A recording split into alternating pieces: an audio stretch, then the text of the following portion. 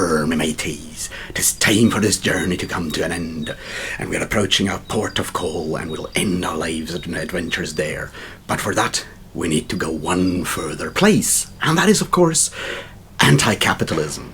Because you all knew it would end there, by thunder. Arr. Welcome back, everybody, to Pirate Winter, the final episode of this wonderful series of stories about pirate books, while I was waiting for my tooth to be fixed, which is going to happen later today. So here we end with Bone Silence by Alastair Reynolds, the final book in the Revenger trilogy, and we'll do the usual thing. I'll give you a quick synopsis, and then we'll talk about details and maybe tie this all together to piracy, pirate stories, all of that in one fell swoop. Be aware, this is the third part in a trilogy. If you haven't read books 1 and 2, Revenger and Shadow Captain, or watched the videos, there will be spoilers for those two books in here as well, and that is just something we will have to deal with. And now let's actually get started by giving a toast to one of my Patreon backers, or channel members, in this case, Aniket. This is for you. Cheers, my friend. If you too want a personal shout out, or you can join the Patreon or this YouTube channel, and well, I'll give you a shout out whenever I remember to do so. I would very much appreciate that, but you don't have to. And now, let's talk about Bone Silence. See, Bone Silence picks up after the events of Shadow Captain. Slightly later in, the story, the Ness sisters, Arafura and Arana, are still captaining the ship Revenger, which they took from Bosa Sennen, and they are coming to another station, another space station, in this case a world, and are doing some business. They're talking to some people, and they are picking up a guest, or a passenger, an alien. Who is maybe hunted by a lot of other aliens, which means that there is something going on with all the finance stuff that we've been talking about before, and the forces of capital are arrayed against our noble heroines, having sent out a large squadron of ships to hunt them down. This is the setup, and from there on, things take a lot of crazy turns. Stuff gets pretty brutal. And we maybe learn a lot about what is actually going on, what the money is actually doing, why there may be some problems with that, and maybe also learn a bit more about all the aliens. So it is a satisfying conclusion to that first trilogy. It does end slightly open-ended, which would allow Alastair Reynolds to return to the world and have stuff happening in the future. But mainly, it does wrap up most of the big sort of plot elements pretty solidly. I highly recommend it. Obviously I highly recommend it, since I've been talking about the first two books already. You can assume that I do, in fact, enjoy all of them. I think it's really, really good. And I'll talk about why in a second when we talk about the spoilery bits and pieces and wrap this all together into one large talk about pirates.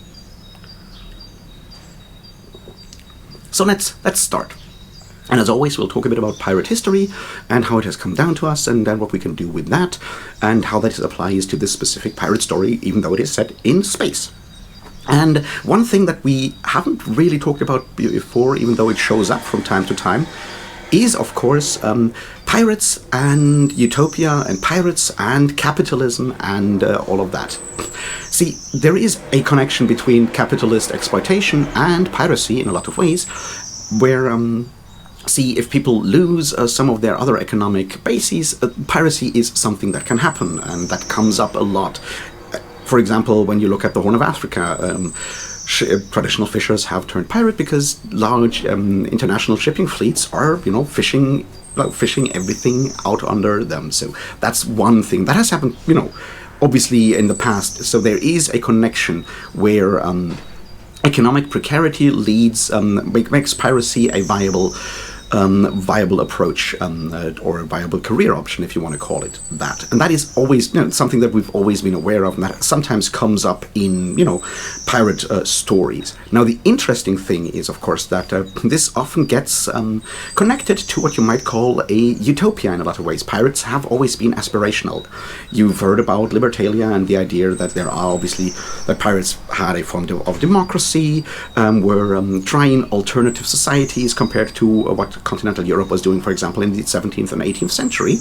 And there may be some truth to that, but it's often been also like just a way to explore possible better worlds. In that case, pirates have always been a utopian sort of genre.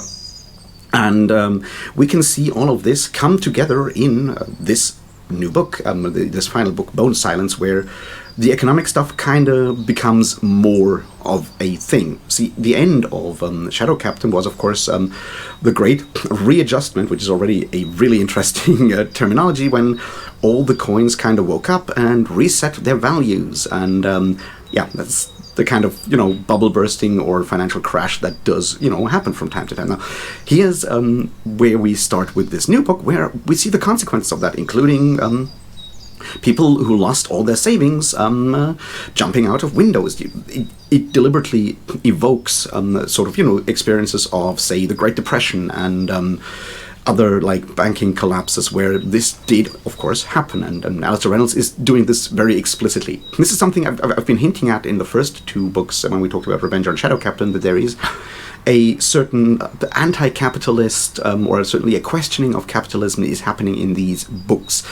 It is more subtle in the first two books, which is why I didn't want to push too heavily on that, but in the third book it is fairly out there in the open and very explicit, and I think it's good to be aware of that and look at it through that lens, which is you knew where this was going to end, right? So this is certainly where we are, with the economic system already under pressure and being questioned by a lot of people. Which leads, of course, to the thing that capital, as a global system, or the capitalist system, is very much willing to do whatever it takes to defend its rights and its power. And this is the overarching plot of the squadron sent by what is sometimes called the Revenue being, obviously standing for capitalism in this regard, is hunting down the Ness sisters with the most brutal means possible, and killing anyone who stands in their way. And this, I think, is, well, it makes for good storytelling. It's certainly something you've seen in pirate fiction as well, in previous ways, where you had say in The Pirates by George MacDonald Fraser, for example, you had the Spanish in that regard, obviously hunting down all the pirates for to reassert their power, and by that and being very cruel and yeah, just very brutal. And so this is, once again, a pirate standard narrative, but it's produced into space, and by tying it directly to the banks and not to just a specific kingdom or anything of the sorts, we see that these are the forces of capital are not tied to one specific country. And I think the world building that Alastair Reynolds chose here, with all the different habitats in the larger occupation, basically, is a good way of updating pirate narratives that have often been tied to specific kingdoms. You have the English versus the Spanish, and possibly maybe the American colonies jumping in on one side or the other, but taking it away from nation states to just a loose agglomeration of different communities that are all tied together by a network of finance, basically, is, I think, a really good way of taking pirate mystique and transforming it and adapting it to the concerns of, say, the 21st century, which is exactly what Reynolds does here. And I think that's a really good way of looking at it, and having Incesellus and being the massive dick that he is, while also being trusted by the mechanisms of finance to get the job done, I think shows the ruthlessness of the capitalist system when it comes to keep going, basically. It doesn't care about humans. That's one of the things that we need to understand. It's something you also see, say, in Cyberpunk, where you also have the large corporations basically grinding humans down because humans are not their concern. It's the propagation of the system that is the problem here, or the goal. So that, I think, makes for an interesting start and makes all of these things explicit. Now, we need to go further than that, though, because there are some other elements here. One of them is, of course, imperialism. We've spoken about that before as well, how piracy is often tied into imperialism. And Reynolds does something very interesting with the imperial stuff here, right? We know that monkeys, as they are called, so there's a reason why I have a monkey, right? No, monkeys living around the older sun and digging for money in all these baubles and all of that is something that they are specifically good at, and the different other alien types, the clackers, the crawlies, whatever they're called, right, are basically exploiting humans, well, monkeys in this case, to exploit the system, take out the resources, and then slowly transport them to wherever they come, which is an imperialist setup, right? That's how imperialism and colonialism work. You take the resources and exploit the population in your colonies under your empire, and ideally someone else benefits from that, and that someone else is your homeland, the imperial center, right? That just like how that works. And the setup that we have here is exactly the same. The aliens do that, and they exploit supposedly the monkeys. Now here's where things get really interesting and twisty, because obviously at the end of the story, what we find out is that humans were in fact, that they're all aliens are in fact humans or come from the same fundamental genetic makeup, and clackers and crawlies and monkeys and all of them have the same DNA, which is why you can, gene graft stuff. And we even learn at the end, when the Nessus exploit the world ship at the end, right, that it was monkeys who ruled everyone and basically genetically modified these other creatures that are now seen as alien species to be their servants. You might even call them slaves in a lot of ways. And I think there's something really powerful happening there. When you look at how racism is, of course, a construct, we all know that race is a construct, but if you tie that construct to, gene technology in the sci-fi, you can make that real by making the choice of making it real through genetic, manipulation, and thus creating systems of slavery that are, once again, conscious decisions by humanity to build that kind of unfair society, which once again, dovetails nicely with the capital thing, because capitalism and white supremacy and sexism are, of course, and the patriarchy are all interlinked systems. So we see that happening with the world building, and I think that's a very clever and interesting choice that Reynolds makes with the series there. Which brings us to the next part. I said sexism, and I think there is something interesting happening here as well, right? Our main characters are, of course, Arathura and Adrana Ness, both sisters, whereas their main enemy in this final one, the tool for the capitalist system, is Insa Stellis, who is a guy. He's a man who supposedly killed his own mother to take over and all of that. He very much personifies all the things you can see about toxic masculinity. He doesn't care as long as he gets paid. He assumes that sheer power of strength and dominance is the only thing that justifies everything, and he does all of that. He's very much represents all of that. So having two sisters set up against him does tie in the patriarchy with the capitalism and the racism. So pretty solid so far, and I highly recommend, I really appreciate how explicit Reynolds makes all of this. Which brings us, obviously, to the next part, where I think Pirate Bone Silence does wonderful things. Now, after all the battles and losing a lot of characters where suddenly, important characters die, like Prosa and Tindav and all of those people, right? We end up on the world ship, not world ship, but the large colonizing ship, Travenza Reach, which we were at in the first book, and it was mentioned that it may actually have like a drive and be an actual spaceship as well. And what we see there is the forming of a new form of society through rebellion and revolution. It is, in fact, the closest we get to space libertalia in a lot of ways, and I think that is very powerful, and the way it is handled, I think, is also, once again, very interesting. Because while, moving out of the congregation slowly up and, all of that is a part of it, it is tied to breaking up the monetary system, finance system that has coins of different values and extracting coins and extracting resources. It takes all of that away. Well, it introduces paper money, but what it also does, it equalizes everything at the end of the day, where everyone gets the same amount of money, and we don't just transfer wealth to like a different form of wealth, which... yeah, see, that's pretty fucking revolutionary. And the next part that I think is important here is that the sort of like revolutionary council, whatever you want to call it, the society that is built in Travenza Reach is intersectional. We have some we have some monkeys, we have some different other alien species, or whatever you want to call them, crawlies and clackers and so forth. We have some robots in there, because robots obviously also have been enslaved by monkeys before, as we know from the books.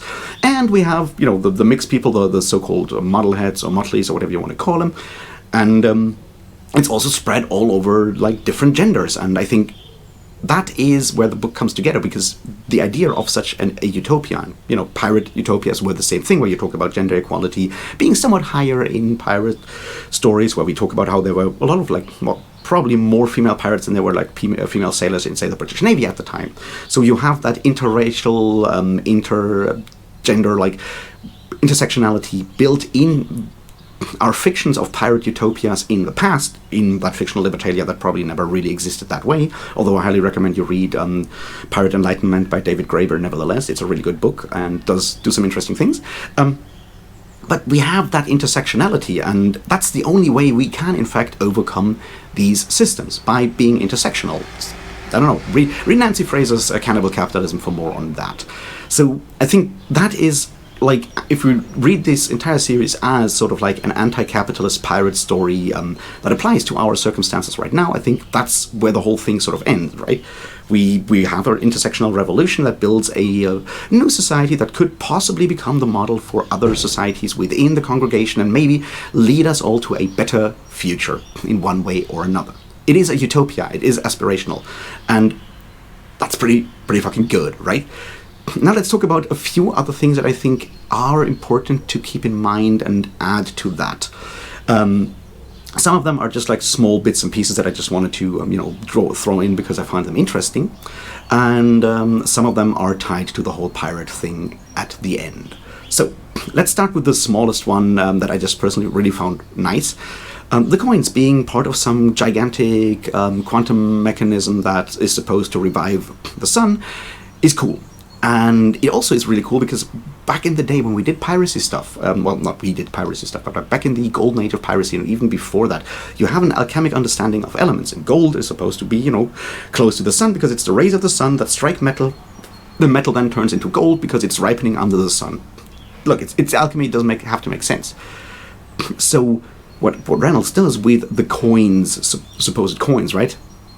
Being machines that are supposed to go into the sun to restart or rekindle the sun, is basically taking that image of alchemy that, drew people like Christopher Columbus to near the equator because he was expecting to find a lot of gold there, and he wanted to use that to, finance another crusade because he was insane. But my point is that Reynolds subverts it, or reverses that, where you have gold, supposedly, or the gold equivalent, whose job it is to go back into the sun and bring that back to the sun, which is, one way you can take certain mindsets and understandings of the golden age of piracy from history and put them into fiction and make them an interesting approach. I just thought it's very neat and just really enjoyed that. Now, the next part that I think is important, however, a bit beyond just me being fascinated by alchemy stuff, is, of course, the idea of deep time and mystery. I've spoken about how pirate stories are adventure stories, and adventure stories need, mysteries, which means that you need to have unexplored places. You need to have mysteries that still are up to be solved. And when we finally learn about the world ship out there and people going there and seeing that it has been there for millions and millions and millions of years, and every 20,000 years it sends out another colony ship to restart the human occupation around the sun and all of that. That kind of does that. We have a lot of, pirate media where people find lost cities in the jungle, all of that stuff with the very, very deep time and mystery is something that we have a lot in pirate stories. And what Reynolds does is take all of that and puts it into this sci-fi context with those ruins, they're out in space, not in the jungle, but he does that very well. And I think it adds to that mystery because it means even though the story is now sort of told, there's still stuff people need to find out because the future is never fully set, the past is never fully discovered. And having that sense of mystery remain even after the plot is over, I think is essential to give that pirate vibe to the larger story. And, pretty good thing, all things considered. Now, let's talk about the final things here that I feel are important. I've talked about this being a utopian story, this being an aspirational story. Why is that? See, when we look at what is going on in this story, the entire trilogy, what we have is human nature fucking up colossally, right? First, manifesting through gene exploitation and building hierarchies for exploitation through genetic manipulation, all these other things, setting up these systems of exploitation, which, brings up the questions like, is this just human nature and we can't change or whatever, right? Which is obviously the more like conservative approach to human nature, where, yeah, it's bad, we need rigid societies to make sure that stuff stays under control. It's your, Thomas Hobbes, basically. And Reynolds does ignore that.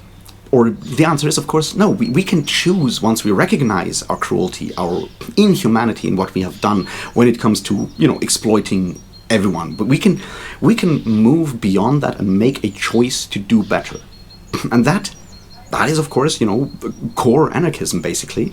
And the way the story ends is exactly that.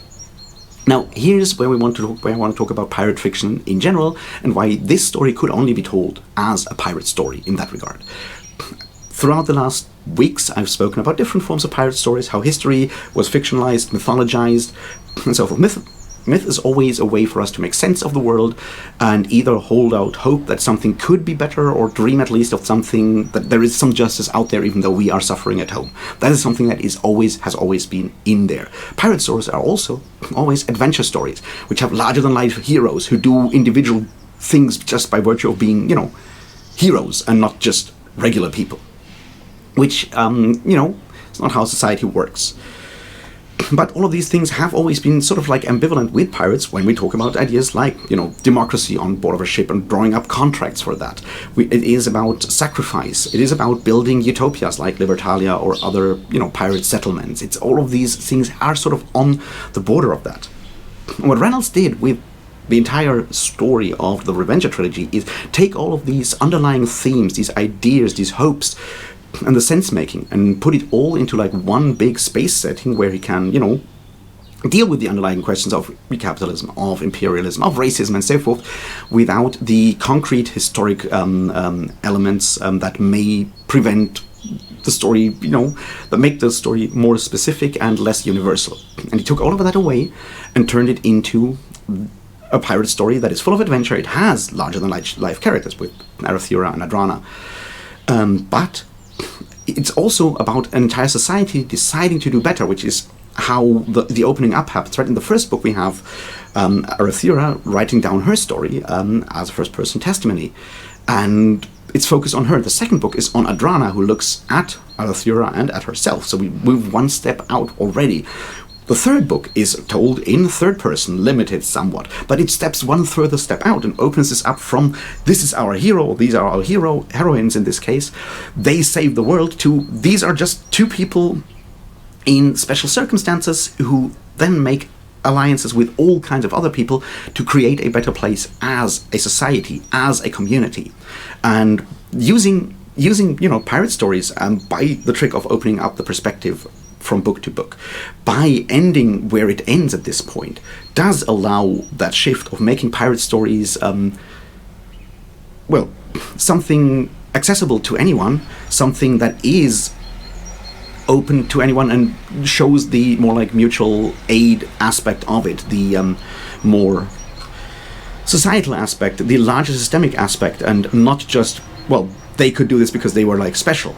And I think that is a very clever thing. So what Reynolds did is tell a pirate story, a quintessential pirate story about a hope, a better hope for the future, about overcoming imperialism, overcoming exploitation, overcoming abuse, overcoming hierarchies, by the force of building a strong community, building friendships, building solidarity, and still making it all feel like a quintessential pirate story. And that's where I want to end this. We've learned a lot about pirates. Pirates are one modern myth that helps us deal with, the kind of world we are currently in.